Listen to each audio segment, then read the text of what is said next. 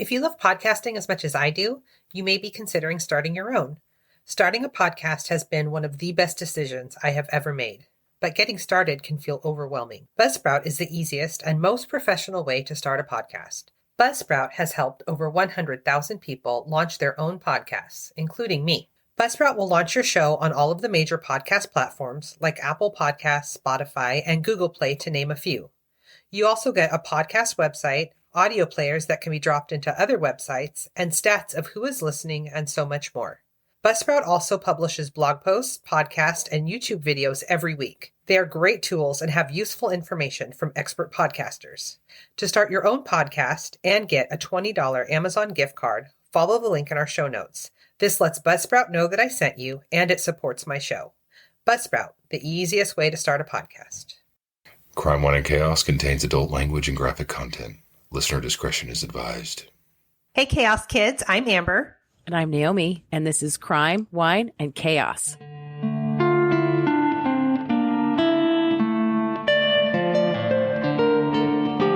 funny about it is that whenever we do this little dance, it does not match the actual intro music of this. No, it doesn't. It's real moody music. It's a really moody music. It is not bopping your chair music. No, it's not. No. It's not. Wow. Hi, sister. Hello, sister. How are you? I am doing pretty good. Let's see. I got nothing. Fuck. I really wanted to share something interesting. What about you? Let's start with you. Maybe it'll jog my memory. We're recording a couple the same week, and it is still my break from actual work. And I'm just trying to get into some visits with some of my people. Finally got all the shopping done, getting ready to do Christmas with the family, which, we always do, like 3 months after Christmas, because we can't get it together to all be in the same place at the same time in a timely manner. We got it dialed in pretty well this year, though. New Year's Day. Not too bad. We've definitely done it later than that. So we're not going all the way into the middle of January this time. Other than that, no, there's not a lot. There's not a lot going on. I mean, I'm not even really on the socials a lot right now. I'm kind of laying low, and it's been good. It's been good. So yeah, same. Me too. What are you drinking? You know what? Thank you for asking. I, for the second episode in a row, I am drinking water. You know what? Stay hydrated. I'm trying to stay hydrated and stay unintoxicated. And, you don't got to tell me, sister. You do not got to tell me. I'm taking that lifestyle for a spin this week, and just kind of seeing how it goes. It's fine. You don't have an actual problem, so No, I don't. That. And you can just try it on for a minute. I can try it on. Yeah, I can dip back in later, and it's fine. Yeah. It's rough on a weeknight with getting up and Sure. I don't sleep well. Even one glass, and then I don't sleep well. Well, you don't sleep well anyway, so you shouldn't. No, we don't need to exacerbate wrenches it. In that. Yeah. No, yeah. All right. Well, I think you're gonna tell me a crime story today. This one is horrible. Great. There's no other way to describe it. Love it. Actually, it's kind of like your worst fucking nightmare. And oddly enough, that was the show that I watched to get this story, although I've heard of it before. It's called Your Worst Nightmare? It's terrible. There is a show on ID called Your Worst Nightmare. Oh my God. Mm-hmm. Yeah. Great. And Amber went straight there and said, give me something good. Because I want to make Naomi cry again. Well, yeah, I don't want to make you cry. No, you do. No, clearly you do, because it happens all the time. You do know that I like to. I mean, you've come a long way, but you do know that I like to also regularly encourage you to lock your doors. So it'll be more on par with that. Look, I have 3 cameras outside of my house leading up to my door. I have a bolt that locks itself automatically every time you close the door. So I don't even think about it anymore. My door is always locked 100% of the time. I know. I love that. I have come a long way, because some of your listeners might be horrified to know that I lived for years and years and years without ever locking a door. It's true. It's true. Oh my God. I think it gave Amber, like, it just added insomnia. Yeah. I'm sorry, sister. It's all right. All right. Well, let's dig in on this horrible worst nightmare. Okay, I'm going to tell you about Cassie Jo Stoddart. We are going to Pocatello, Idaho. It is September 22nd, 2006. Okay. So 16-year-old Cassie grew up in Pocatello. She was well-liked. She was a really good student. Cassie's sister, Christy, says that she was highly motivated and really driven. One of her current goals was to buy her own car. So she agrees to house sit for her aunt and uncle while they are out of town for the weekend to earn a little extra cash. Oh, no. I think I know this story and I cannot. Okay. Are you going to be able to listen to it? Yep. You do know this story? I think so. Okay. All right. Also, as an aside, the whole concept of house sitting to me is so fucking weird. Not in this case because she's 16, but in general, like if there's no pets, like, one, why does your house need to be watched? And two, why am I leaving my house empty to watch your house? Do you know what I mean? Yeah. Like, what? Why do you need a fucking house sitter? Like, swing by and grab the mail, but why do you need to stay there? I don't know. I don't know. Well, it perplexes me. Okay, so her aunt and uncle were going to be due back at noon on Sunday. So her mom drops Cassie off at the house Friday after school. It's only about 15 minutes away from her home, but it's a big house in an area called Whispering Cliffs, which is a remote part of the county. It's a pretty big old house, and it feels pretty empty and quiet. And it's an older house, so like the floors squeak and you know what I mean? Yeah. But she really liked the idea of earning extra money and the chance to demonstrate that she was responsible. Mm-hmm. Later on that Friday, Cassie's boyfriend Matthew comes by, and they had been dating for a few months. And Cassie's mom knew Matt well, and she really liked him. He was good to Cassie. She felt comfortable with him. Matt's mom dropped him off so that the two could watch movies and hang out, and she was going to pick him back up at 11 p.m. Yep. You do know this story, and you're upset. I do know this story. Yep, I am. It's fine. I'm sorry. Okay. So Matt asked his mom if he could stay overnight, and she was like, absolutely not. No. Mm-hmm. Because, like, you know, they were alone for hours in this house, but, like, staying the night is a bad idea. Oh, yeah. They've already done the thing. Right. No, all the sex has been had. Or whatever it is that they're doing at that point, if they're not yet having sex. Like, all of the bases that they were going to land on have been hit. Like, that. Mm-hmm.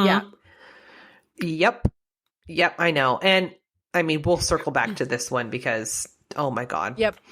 So, around 8:30, Brian Draper and Tori Adamczyk show up expecting to find a party.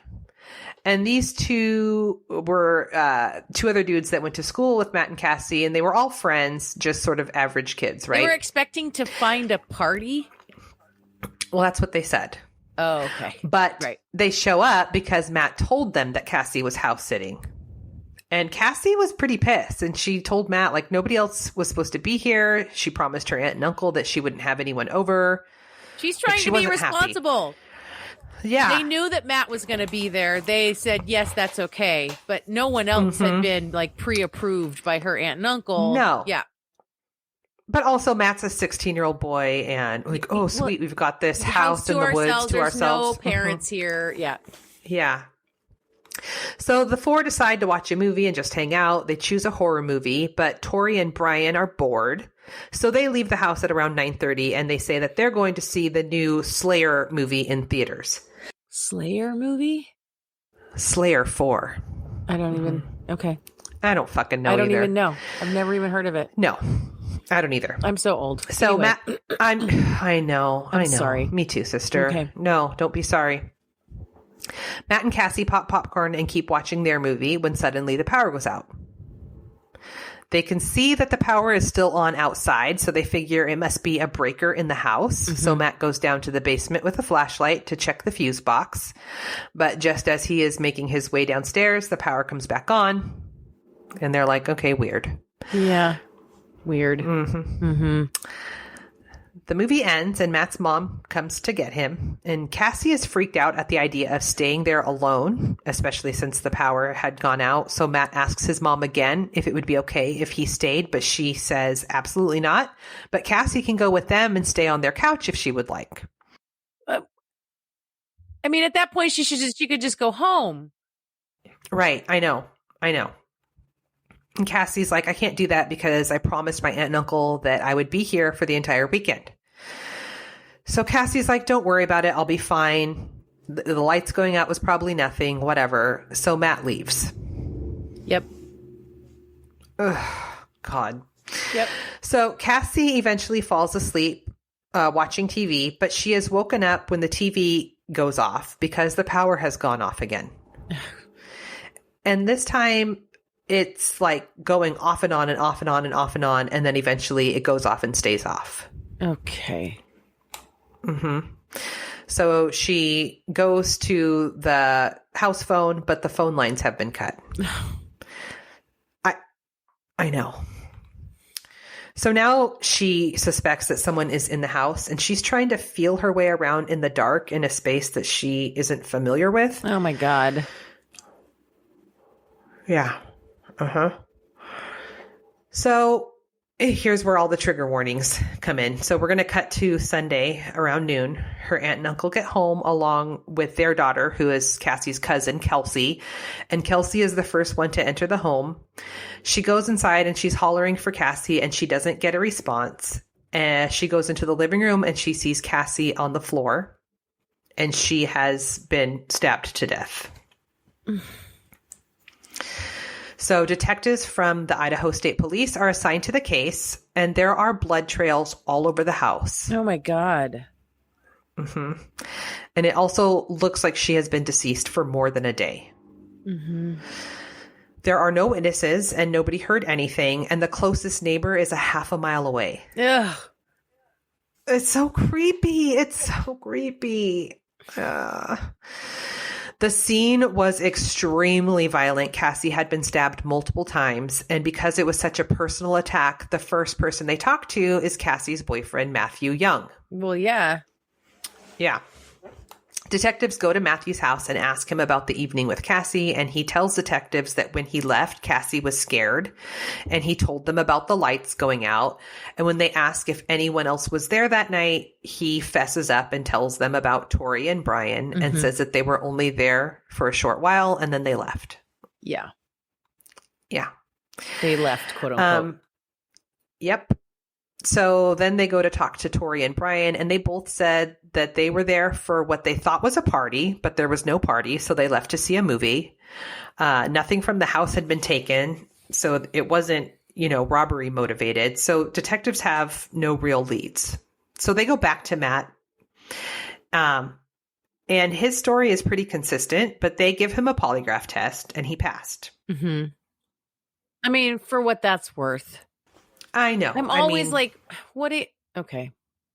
Yeah. It's pseudoscience at this point. I don't even, okay. It is. It's melted plastic with glitter. Exactly. It's the tiddlywinks of investigative trinkets. Okay. He takes a tiddlywink. He passes. We're good. Yeah. So they then go back to Tori and Brian. And the detectives asked them what movie they went to see, and they both said Slayer 4. Uh-huh. Detectives ask, who's in the movie? What's the plot? And they couldn't answer it. Mm-hmm. Brian and Tori are both self-proclaimed movie experts, and it seemed very odd to the detectives that neither of them could give them any information at all about this movie. Maybe they were just really, really high. Maybe. So they go to the theater and they talk to the employee who was working at the counter that night, and they show the employee pictures of Tori and Brian, and she goes, "Oh, that's Tori and Brian. I know those guys. I go to school with them." Yeah. Yeah. Yeah. And she's like, "No, I was taking the tickets that night. Neither of them were here. They were not here. I would remember if they were here. I would have talked to them." Yeah, that's Tori and Brian. I know those guys. Mm-hmm. Yep. So now the detectives know for sure that they're lying about going to the movies, but they still think that maybe they were off doing something else that they weren't supposed to be doing because they're teenagers. Yeah. You know? Mm-hmm. Hoodlums, whatever. Yeah. Hooligans, Yeah. Mischief. Yes. So 5 days after the murder, Brian shows up at the police station to take his polygraph. And when he shows up, he's crying. Oh. What's wrong? The police ask him. Well, they ask him. Yeah. Is there something you want to talk about? What's wrong? Something you want to tell us? Mm-hmm. Well, he says that him and Tori left Cassie's aunt's house and they both went back, but they decided to both go back and they got in through a back door that was unlocked. And they said that it was supposed to just be a prank. What was supposed to be a prank? What was supposed to be a prank, Brian? They just wanted to scare her. Uh-huh. They were turning the lights off and on. Mm-hmm. And he said he thought it was just a prank, but Tori just went crazy and said that they had to kill her. He said that the next thing he knows, he sees a knife and Tori's arm is going up and down in the dark while Cassie is screaming. He then said that Tori told him that he needs to help him finish. So he did. I'm getting murder in Mount Vernon vibes here. Yep. Yeah. Teenagers and in a big old house. Teenage boys, knives, turning out the lights. One of them's the psycho one. The other one gets in on it anyway. Like, but, it wasn't his idea. Okay. Right. Yeah. Yeah, well, that turns out to be bullshit anyway. So, of course. So he says that the two then gather up the evidence and bury it near the property. So detectives take Brian to the location where they buried the evidence, and they find knives, Halloween masks, and a VHS tape. I'm sorry, a VHS tape. Yeah. They ask Brian what is on the tape because he had never mentioned that they were filming. But it turns out they were filming on their way to the house. And Tori is laughing and bragging about how they're about to do their first kill. And Brian says on the tape, quote, "I'm horny just thinking about it." Oh, my God. Yeah. They don't film the murder. There is footage of them earlier that day at school talking about how they have their first kill tonight. They even say, "I'm sorry, Cassie's family."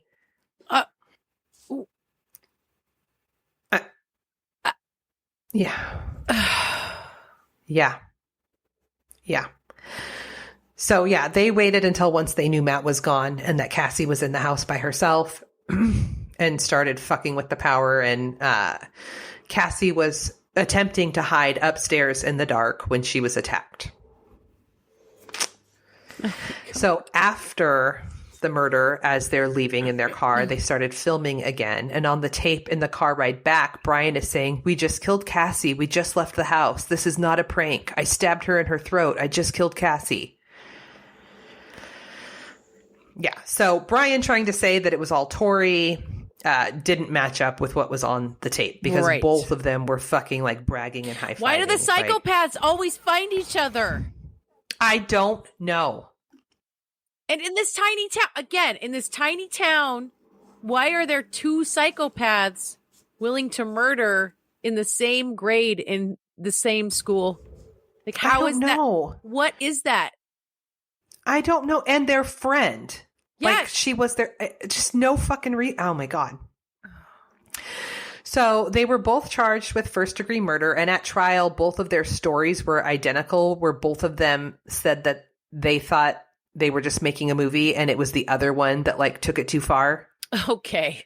So at the end of the day, it was every almost man for himself. How old were these kids? 17? Yeah. Yep. 16, 17. They were both convicted and sentenced to life in prison for first-degree murder. And Cassie was their victim for no reason other than opportunity because they knew she was house sitting in a remote area by herself. Yeah. Yeah. They were just taking advantage of an opportunity. Yep. Yeah. I have heard the story before. I think more than once. I've heard some deep dives. Like the pathology is insane. Like they weren't just movie buffs. They were like obsessed with movies, and they wanted to do their own slasher film. Essentially, like they wanted to. They were like inspired by Scream. Yeah. I think one of the masks was the Scream mask. I think so too. Yeah. And I mean, I have several thoughts. One, I can't even imagine how Matthew's mom felt after that. Yeah. You know? Yeah, I do know. I mean, fuck. And also, even if all they were going to do was scare her, that's fucked up. It's so fucked up. That's so scary. That's not funny. No, it's not. Most pranks aren't funny. No. Actually. God, that just sounds so fucking terrifying. Yeah, and here's the thing. I would much rather my kid was safe and having sex and maybe got pregnant or something than was like, brutally stabbed to death because they were alone. Yeah. Yep. Mm-hmm. I know. If we're weighing it on a scale, I know. I do know. Yep. God. It's so fucking spooky. Everything about it is so spooky. Yeah. And it just, oh man, the teenage boy sociopath like team up thing is like one of the, like that like chills me to the bone. Me too. I can't. Oh God. Oh my goodness, sister. Well, I'm sorry. No, it's good. No, thank you. I'm thank you for sharing. Thank you for the horrible story.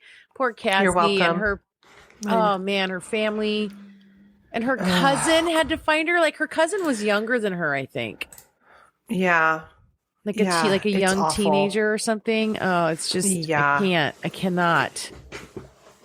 Yeah. Okay. Fucking spooky. Well, all sister, right. let me tell you a chaotic story that doesn't involve any major bummers. How's that? Okay, good. Okay. All right. Have you ever heard of the Eerie Canal Soda Pop Festival?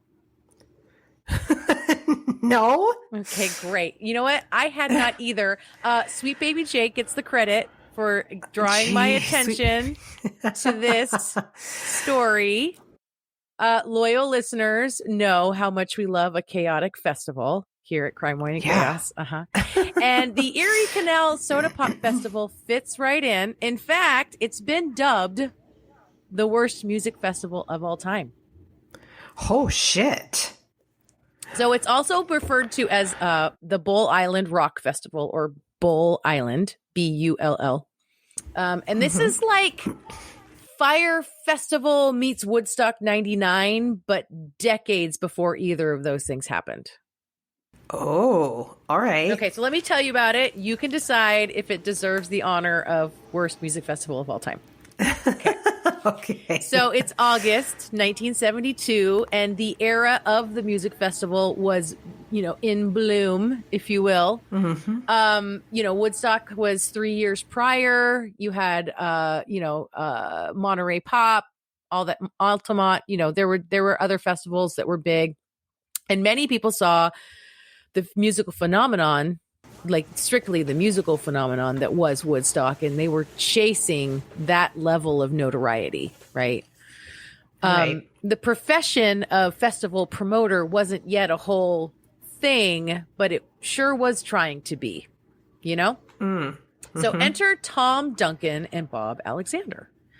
Tom and Bob were definitely set on making a career at profiting off music festivals. Earlier that summer, they had pulled off a one-day event, the Bossfield Freedom Festival and Ice Cream Social, that included Ike and Tina Turner. Whoa. Okay. Well, it was mostly a success, except for some attendees scuffling with the local police department, and there was damage done to the town's beloved historic baseball field. Ew. This event took place in Evansville, Indiana, and Tom and Bob were feeling pretty confident in their abilities, and they wanted to try again, but bigger, of course. They wanted to do something even more epic than Woodstock and bring that hippy-dippy festival scene to the Midwest. they started making plans for a Labor Day event just outside of Evansville at the Chandler Raceway. But they very soon ran into a series of obstacles. For starters, the mayor of Evansville was not a fan of their successful one-day event and wanted to make sure no more festivals happened in his town. Oh, okay. What a fucking buzzkill. Well, I mean, it's 1972. There's a lot of buzzkills out there at this time. Okay. This was really a problem for Tom and Bob because they had already announced the festival and its location. Contracts were signed, bands were booked. The Allman Brothers, Fleetwood Mac, and Rod Stewart were all on the lineup. Wow. And they took out a full-page ad in Rolling Stone. Shit. This is a big deal. It's a big deal. Even though the raceway was well outside Evansville city limits, the mayor must have made some calls because the county officials had heard all about the ice cream social and the plans for this multi-day event, and they said, nope. So even though Chandler Raceway was private land, they filed a lawsuit to prevent the festival from happening there. Security, sanitation, and traffic concerns would be the basis of the injunction that the courts would grant the county. Bob and Tom just rolled with it. It was half expected, really. Tom told a local paper, quote, "You don't have a festival without an injunction." Okay. End quote. Great. Yeah. In fact, promotion was still happening despite Bob and Tom not having a location for it. A Chicago radio station, WLS, was announcing it basically nonstop, and their signal had a reach of, well, basically half the U.S. Oh, shit. So this only helped the domino effect of more obstacles. Now everyone knew about this thing, and that meant all the squares in the counties adjacent filed preemptive injunctions to keep the hippie fest out of their backyards. Oh, God. Okay. Altogether, the 5 counties that make up the southwest corner of Indiana had all made it illegal for Tom and Bob to put on their festival. Uh-oh. Bob and Tom were not deterred. I mean, they couldn't stop now.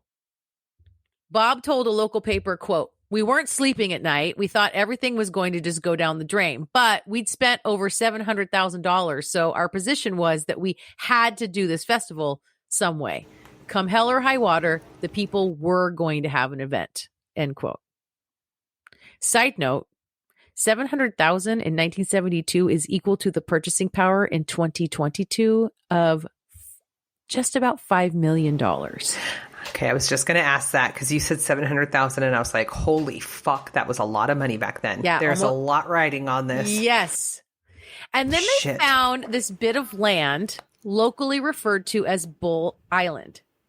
It's shaped a bit like the connector part of a puzzle piece sticking out of the state line between Illinois and Indiana. And technically it was Illinois, not Indiana. So it's like this little bloop sticking out of the state line of Illinois into Indiana. And so, Okay. but surrounded on all sides by water. So like the state line mostly runs along the Wabash River, which goes north and south. But then of the bloop on the west, and so that's like where the west end of it, right? And then the rest of it, it looks like small creeks and tributaries kind of curving around all the rest of it. And while it was Illinois territory, the only road that could really access it came from Indiana. So none of the Indiana injunctions applied here, and Illinois officials couldn't really easily access the island. So it was. Oh my God, they found this perfect little spot where it's like, not touching, not touching, not touching. Yes, that's exactly right. And not only that, but Tom and Bob decided to give themselves even more breathing room from the fun police by keeping this new location under wraps. If they waited long enough to announce the new location, no one would have time to file any more injunctions to prevent them from putting on their epic festival. Ha, clever. Less than a week before the festival is set to begin, and the festival goers are already pouring into the area, like they do. Yeah. Pre-funk. A lot of them are headed to Chandler Raceway or thereabouts, since the change of venue had yet to be announced. Others are in nearby towns, camping out in parks. I mean, it's 1972. Woodstock was 3 years ago, right? Like, you understand what's going on right now, right? Like, the entire counterculture youth has shown up in, like, southwestern Indiana right now. Like, days before the event is even supposed to start.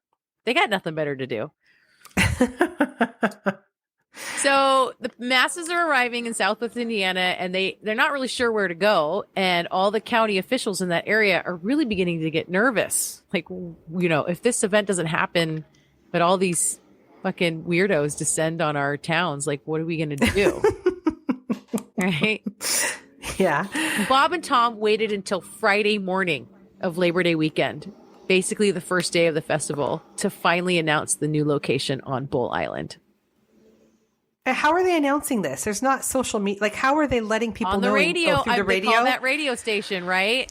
Oh, shit. I mean, this is back in the day when, like, that's all we had, and everybody listened to the radio all the time. All right. Right? Okay. They knew WLS knew what was going on, so everybody was probably tuning into that station to get their updates, right? Yeah. All right. Okay. So the people started pouring in. And you know how this part goes, right? Tens of thousands of people are clogging the roads. They're leaving their cars on the shoulders, and in some cases right on the freeway, and they're walking the rest of the way. Traffic was reported to be backed up 20 or 30 miles. And there's one road in onto the island that had been built like a week before, and it's just a dirt road.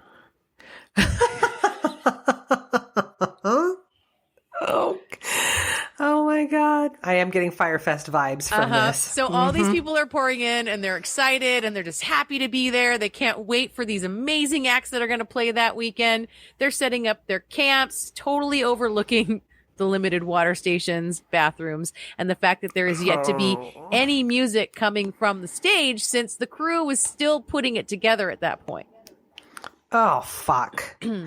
Yep. Many of them took a stroll down Alice in Wonderland Lane, which was just a bunch of tents set up next to each other where a bunch of the drugs were being peddled from.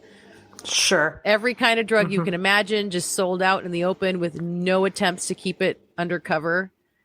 I mean, there was almost no police at this event, maybe 3 Illinois sheriffs, and definitely no security or crowd control to speak of. Oh, no. God. So it's way more people than Bob and Tom had planned for. They were expecting like 55,000, but the number of people rolling in on Friday blew that number out of the water. And when all was said and done, all we have are estimates, but the estimates are of roughly 250,000 or more. Holy shit. That's way more. It's way more. Oh, God. That's way more. It's way more. But it's all good right now. People are skinny dipping in the Wabash River, building campfires, and sitting around drinking boons. No, sure. Seriously, boons is mentioned in the stories about this festival like over and over and over again. It was a whole thing. Gross. You know, right? Okay, great. Sponsored by Boons. Saturday morning, the music kicks off. Blues player Albert King opened the festival. Things are good for a minute. But by Sunday afternoon, the consequences of those earlier obstacles would come to pass. Only 4 or 5 of the water pumps worked, leaving lines the length of city blocks waiting their turn to fill up their canteens and get water. Oh, God. In addition, there was like 6 porta potties. Oh, for 200,000+ people? For roughly 250,000 people plus, yes. Sure. Yeah. That sounds right. That sounds about it's right. like 1 porta potty for every 50,000 people. Oh my God, Jesus. I worry about running out of the charcuterie board at a party with 20. I'm know, right? I can't even. So everyone started doing their business in this swampy area they all dubbed Turd Fields. Was it that before? I don't think so. All right. So they made Turd Fields. They made Turd Fields. It was a group decision. See, Tom and Bob had about 400 bathroom facilities. over at the Chandler Raceway. Oh, yeah. But the change in venue at the last minute meant they didn't have time to dismantle, move, and reset them on Bull Island. Fuck. But the show must go on? I guess. Well, I mean... Except the two biggest draws of the festival, okay? The big Mamma Jamma headliners, Joe Cocker and Black Sabbath, they hadn't shown up at the event. Are they over at the other one? Well, they arrived in town, but when they saw there was way more than 50,000 people that Bob and Tom claimed would be there, they were like, yeah, we're going to need more money. Oh. And Bob and Tom were like, we don't have any money. And Joe Cocker and Black Sabbath pieced out without playing. Oh, shit. That's going to piss off a crowd that size. Yep. So overall, spirits were still high through Saturday night. Some other acts performed. The crowd chanted for Joe Cocker, who of course wasn't coming, but they were still having a good time. Booze and drugs helped, I'm sure. But then, of course, it rained that night. Uh-oh. There goes Turd Field. A lot. Uh-oh. And now the whole island is just a muddy mess. Oh, no. Water and restrooms weren't the only thing they didn't have enough of. There were only 3 doctors and 15 nurses on the island, and they were overwhelmed trying to care for kids on bad trips, poisoning, and overdoses. Oh, God, that's scary. A bunch of the acid was laced with strychnine. Bleach was sold as cocaine. They were literally making announcements over the PA constantly, warning attendees of specific drug dealers with bad shit. Oh, guy over there in tent 2 is trying to pass bleach as coke. That's right. Anyway, next up, we've got... Yes. Oh, okay. Yeah. Cool. This was a very different vibe from just 3 years prior at Woodstock. It was a harder crowd. So not enough water pumps, not enough bathrooms, not enough medical staff, and not enough food. A large portion of the crowd is very hungry on day 3 on Bull Island, and food was scarce. People were getting hangry. One group of attendees discovered, okay, this is a trigger warning specifically for my friend Christine because she listens and this is hard for her. One group of attendees discovered a cow still chilling on the island and decided to slaughter that cow. Oh, shit. But they couldn't really cook it for some reason, so now there's just this dead cow mess left behind. What? That was as far as their plan went? I don't know. They might have been high. Yeah. Okay, there was great. one food vendor for the whole festival. What? Reese Catering. What did Reese cater? They were running really low on food. I think they had hot dogs and burgers and things. Okay. So they decided the solution was to raise their prices. Oh my God. Now we're getting Woodstock 99 vibes. They started out with gradual hikes, but eventually they were charging $10 for a hamburger, which would be like charging $65 today.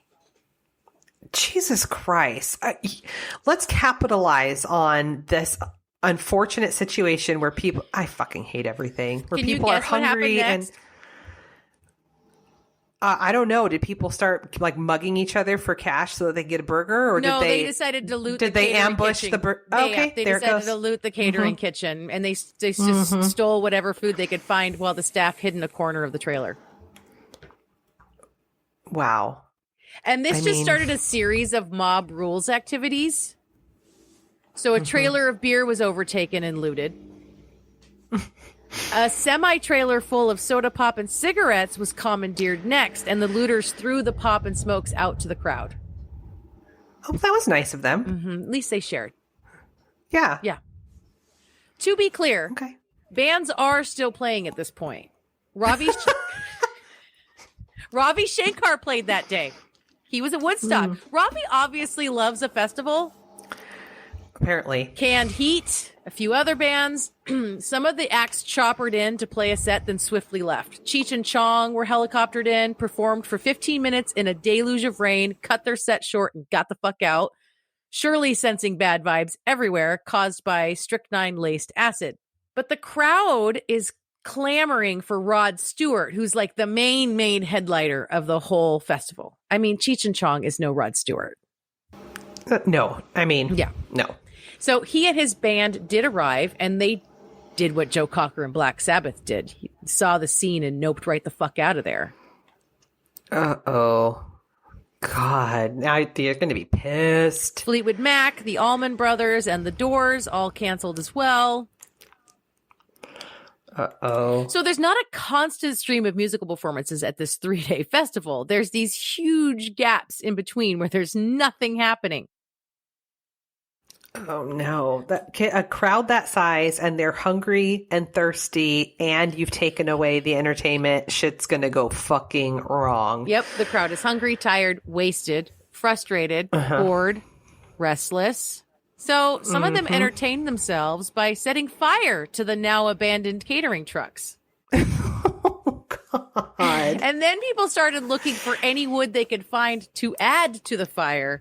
And then the caterers' gas tanks and tires exploded. Shit. And the crowd clapped and cheered and chanted, "Higher, higher."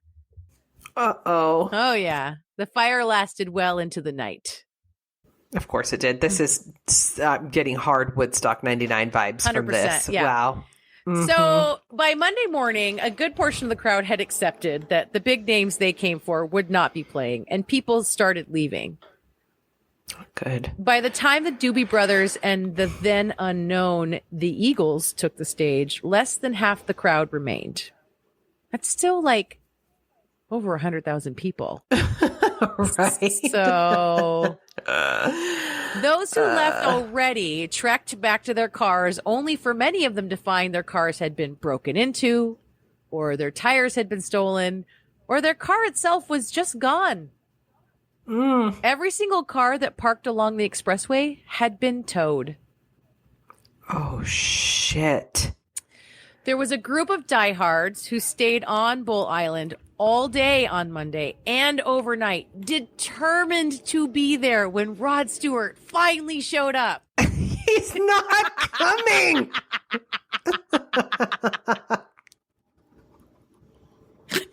Oh, my God. Come Tuesday morning, it finally sank in for these holdouts that Rod Stewart wasn't coming. No shit. And about 100 of them stormed the stage, ripped apart the scaffolding, and set the entire wooden structure on fire. Oh, that's one approach. This also set ablaze the mobile homes that had served as dressing rooms and a few trucks that had been parked backstage. Oh, fuck. Later in the day, a bunch of state troopers combed the island for stragglers or overdose victims, finding none.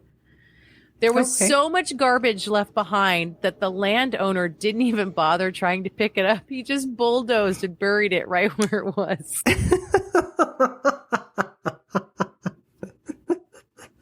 He's just like, fuck it. Oh my God. There were 2 deaths that weekend. One young man drowned in the Wabash River, supposedly trying to avoid paying the entrance fee. And there was 1 overdose death. God, that's awful. Bob and Tom were also buried under a ton of lawsuits and fines from basically everyone. Uh-huh. The owner of Bull Island, the vendors, the IRS, the state of Illinois, and the state of Indiana. They even got some jail time for failing to pay on one of them, but they were released once they proved they had $0, partly because so many of the festival goers snuck into the event for free.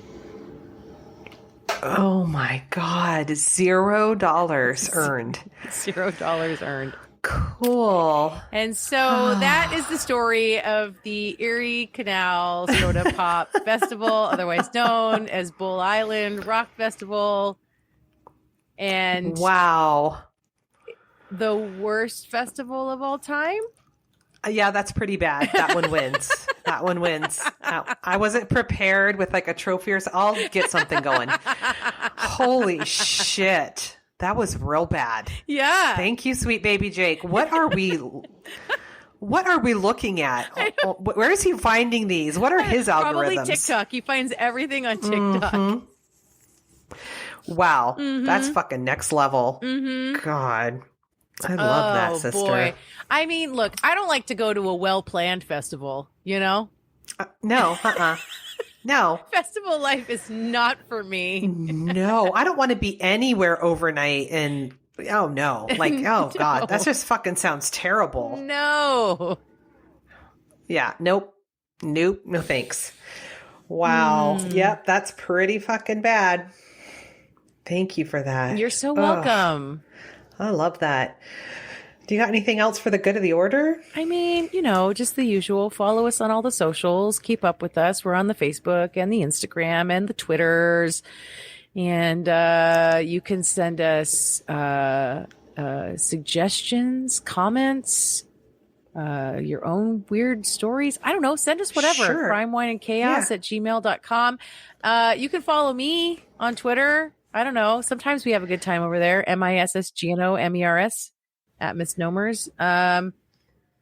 Give us a rating on Apple Podcasts or wherever you listen to your podcast. Because I know you love us and you want us to keep going. Give us 5 stars. Yes, write us a review. Tell everybody why you listen to us because we're so fun. It's true. I don't know if any of that's true. Maybe all of it's it's true. Speak it into existence, you know? That's right. We're going to manifest those reviews. Amber's in a band, Tinfoil Top Hat. Go check them out. tinfoiltophat.com. We're on Spotify. We're on iTunes. We're on all the things. We're on YouTube. We've got that going. Check it out. Well, sister.